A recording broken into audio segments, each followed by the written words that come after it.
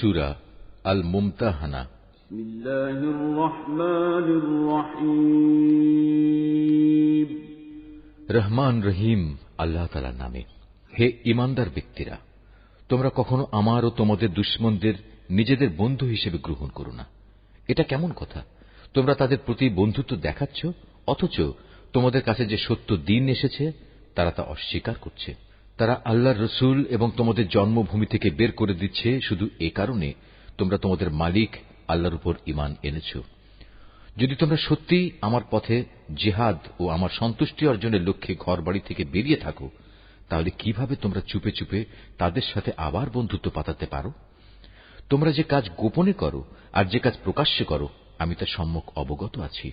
তোমাদের মধ্যে যদি কেউ দুশমনদের সাথে গোপনে বন্ধুত্ব গড়ার এ কাজটি করে, তাহলে বুঝতে হবে সে দ্বীনের সরল পথ থেকে বিচ্যুত হয়ে গেছে।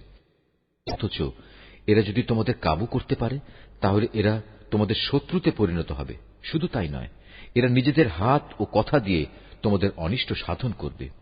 আসলে এরা এটাই চায় যে তোমরাও তাদের মতো কাফের হয়ে যাও। কিয়ামতের দিন তোমাদের আত্মীয় স্বজন ও সন্তান সন্ততি তোমাদের কোনোই উপকারে আসবে না।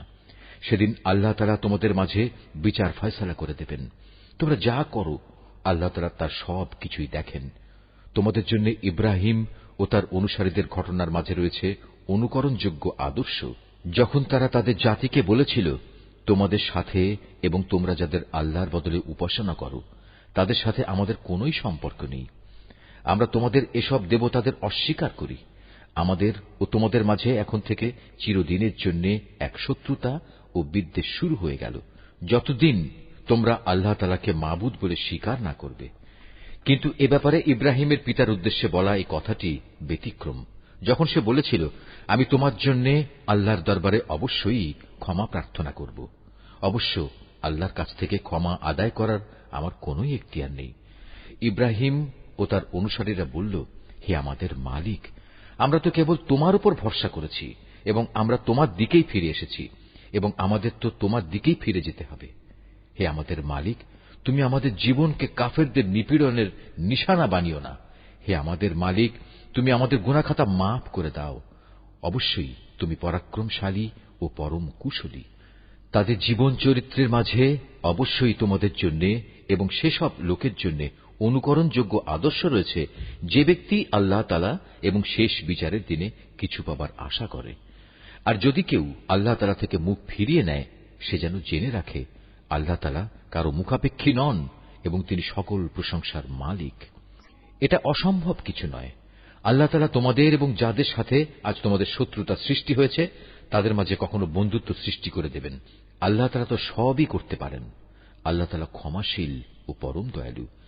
যারা দ্বীনের ব্যাপারে তোমাদের বিরুদ্ধে যুদ্ধ করেনি এবং কখনো তোমাদের নিজেদের বাড়িঘর থেকেও বের করে দেয়নি, তাদের প্রতি দয়া দেখাতে ও তাদের সাথে ন্যায় আচরণ করতে আল্লাহ তাআলা কখনো নিষেধ করেন না। অবশ্যই আল্লাহ তাআলা ন্যায়পরায়ণদের ভালোবাসেন। আল্লাহ তাআলা কেবল তাদের সাথেই বন্ধুত্ব করতে নিষেধ করেন যারা দ্বীনের ব্যাপারে তোমাদের সাথে যুদ্ধ করেছে এবং একই কারণে তোমাদের ভিটে মাটি থেকে উচ্ছেদ করে দিয়েছে এবং তোমাদের উচ্ছেদ করার ব্যাপারে একে অন্যকে সাহায্য সহযোগিতা করেছে। এরপরেও যারা তাদের সাথে বন্ধুত্ব করবে তারা অবশ্যই জালেম। হে ঈমানদার ব্যক্তিরা, যখন কোন ঈমানদার নারী হিজরত করে তোমাদের কাছে আসে, তখন তোমরা তাদের ঈমানের ব্যাপারটা ভালো করে পরখ করে নিও, যদিও তাদের ঈমানের বিষয়টা আল্লাহ তাআলাই ভালো জানেন। অতঃপর একবার যদি তোমরা জানতে পারো তারা আসলেই ঈমানদার, তাহলে কোনো অবস্থায় তাদের তোমরা কাফেরদের কাছে ফেরত পাঠাবে না। কারণ যারা ঈমানদার নারী তারা তাদের কাফের স্বামীদের জন্য আর কোনো অবস্থায় হালাল নয়, এবং যারা কাফের তারাও তাদের ঈমানদার স্ত্রীদের জন্য হালাল নয়। তবে এমন হলে তোমরা তাদের আগের স্বামীদের দেয়া মোহরানার অংশ ফেরত দিয়ে দিও। অতঃপর তোমরা কেউ যদি তাদের বিয়ে করো, তাহলে এতে তোমাদের কোনো গুনাহ হবে না। অবশ্য তোমাদের এজন্য তাদের মোহর আদায় করে দিতে হবে। একইভাবে তোমরাও কাফের নারীদের সাথে দাম্পত্য সম্পর্ক বজায় রেখো না। এক্ষেত্রে তোমরা তাদের যে মোহর দিয়েছ তা তাদের থেকে চেয়ে নাও। একই নিয়মে যারা কাফের স্বামী তারা তাদের মুসলমান স্ত্রীদের যে মোহর দিয়েছে তাও ফেরত চেয়ে নেবে। এটাই হচ্ছে আল্লাহর বিধান। এভাবেই তিনি তোমাদের মাঝে এ বিষয়টির ফয়সালা করে দিয়েছেন। আর আল্লাহ তাআলা মহাজ্ঞানী ও পরম কুশলী।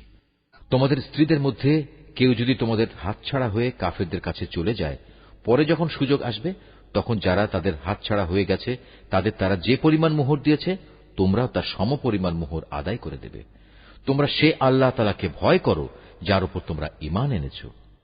হে নবী, যখন কোন ঈমানদার নারী তোমার কাছে আসবে এবং এই বলে তোমার কাছে আনুগত্যের শপথ করবে তারা আল্লাহর সাথে কাউকে শরীক করবে না, চুরি করবে না, ব্যভিচার করবে না, নিজেদের সন্তানদের হত্যা করবে না, নিজ হাত ও নিজ পায়ের মাঝখান সংক্রান্ত বিষয় তথা অন্যের ঔরসজাত সন্তানকে নিজের স্বামীর বলে দাবি করার মারাত্মক অভিযোগে অভিযুক্ত হয়ে আসবে না এবং কোন সৎ কাজে তোমার নাফরমানি করবে না, তাহলে তুমি তাদের আনুগত্য গ্রহণ করো এবং তাদের আগের কার্যকলাপের জন্য আল্লাহর কাছে ক্ষমা প্রার্থনা করো।